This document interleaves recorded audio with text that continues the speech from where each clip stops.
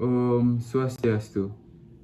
Halo teman-teman semuanya, perkenalkan nama saya Komang Syaputra Arindra dari kelas D dengan NIM 24095111049. Hari ini saya akan mempresentasikan materi saya yang berjudul Salmonellosis pada unggas.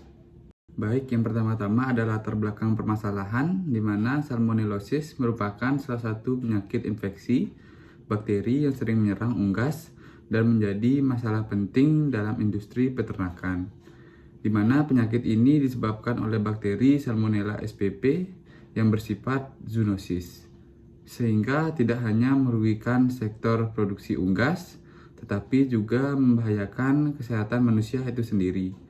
Tingginya kepadatan kandang, sanitasi yang kurang baik, serta lemahnya biosecurity menjadi faktor utama yang mendukung penyebaran penyakit ini di peternakan unggas. Baik, selanjutnya ada permasalahan, di mana permasalahan utama salmonellosis pada unggas meliputi tingginya angka kematian pada unggas itu sendiri. Lalu penurunan performa produksi seperti pertumbuhan dan produksi telur, serta sulitnya pengendalian penyakit akibat sifat bakteri ini yang dapat bertahan lama di lingkungan. Selain itu, infeksi subklinis sering tidak terdeteksi sehingga unggas itu tampak sehat-sehat saja, namun ia bisa menjadi sumber penularan bagi unggas lain dan manusia. Baik, selanjutnya kita lanjut ke pembahasan.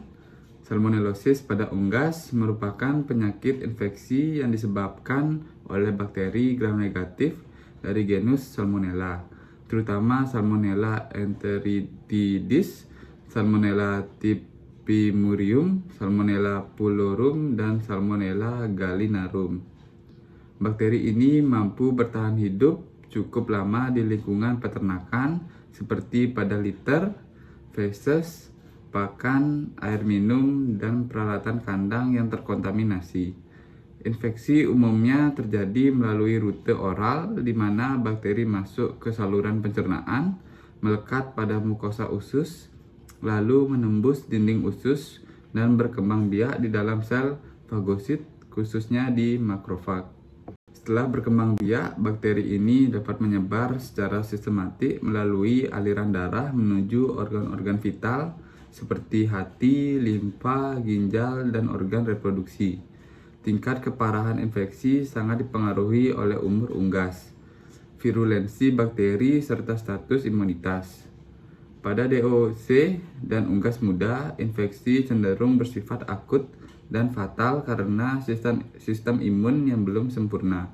Sedangkan pada unggas dewasa, infeksi sering bersifat subklinis, di mana unggas dewasa yang terinfeksi dapat bertindak sebagai carrier tanpa gejala yang jelas, namun tetap mengeluarkan bakteri melalui feses dan telur, sehingga berperan penting dalam penyebaran penyakit dan kontaminasi produk unggas.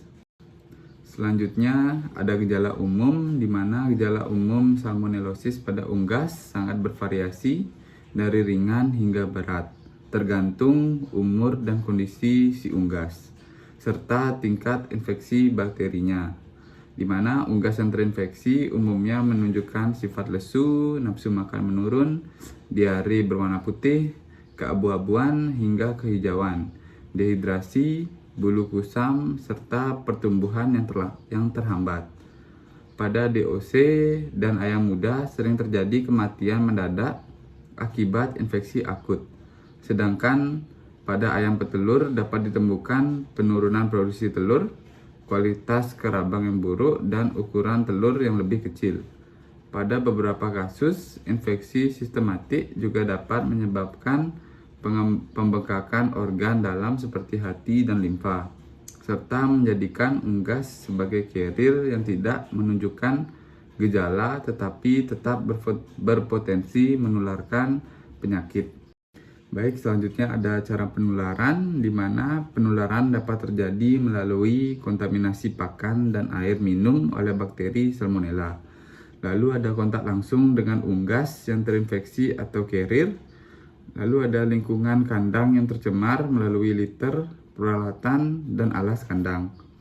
Lalu ada penularan secara vertikal, yaitu dari induk terinfeksi ke anak melalui telur. Lalu ada faktor mekanis seperti tikus, lalat, dan manusia. Selanjutnya ada tahap pencegahan, di mana upaya pencegahan salmonellosis ini meliputi yang pertama itu penerapan biosecurity yang ketat di area peternakan. Yang kedua, menjaga kebersihan dan sanitasi kandang secara rutin. Lalu ada penggunaan pakan dan air minum yang higienis. Lalu yang keempat ada pengendalian hama dan vektor penyakit. Lalu yang kelima ada pelaksanaan program vaksinasi pada induk dan unggas produksi. Lalu yang terakhir ada monitoring kesehatan ternak secara berkala. Baik, selanjutnya ada solusi dan penanganan, di mana solusi dan penanganan yang bisa kita lakukan yaitu yang pertama, isolasi unggas yang sakit untuk mencegah penyebaran. Yang kedua, ada pemberian antibiotik sesuai uji kepekaan bakteri. Lalu yang ketiga, ada perbaikan manajemen pemeliharaan dan kepadatan kandang. Lalu yang keempat, ada pemberian probiotik dan suplemen untuk meningkatkan kesehatan usus. Lalu yang kelima, ada disinfeksi kandang dan peralatan secara menyeluruh. Lalu yang terakhir, ada evaluasi dan pencatatan kasus penyakit secara rutin. Baik, kita sudah sampai ke kesimpulan. Jadi dapat saya simpulkan bahwa salmonellosis pada unggas ini merupakan penyakit bakteri yang bersifat zoonosis dan menimbulkan dampak besar terhadap kesehatan unggas itu sendiri, produktivitasnya, serta kesehatan manusia. Lalu pencegahan melalui biosecurity, sanitasi, dan vaksinasi merupakan langkah yang paling efektif dibandingkan pengobatan. Pengendalian yang terintegrasi dan berkelanjutan sangat diperlukan untuk menekan penyebaran salmonellosis ini, khususnya di peternakan unggas itu sendiri, agar penyebarannya makin terkendali. Baik, mungkin sekian saja yang dapat saya sampaikan. Jika ada kesalahan kata maupun perbuatan, saya minta maaf. Saya tutup dengan Parama Santi. Om Santi Santi Santi Om. Terima kasih telah menonton. Dadah.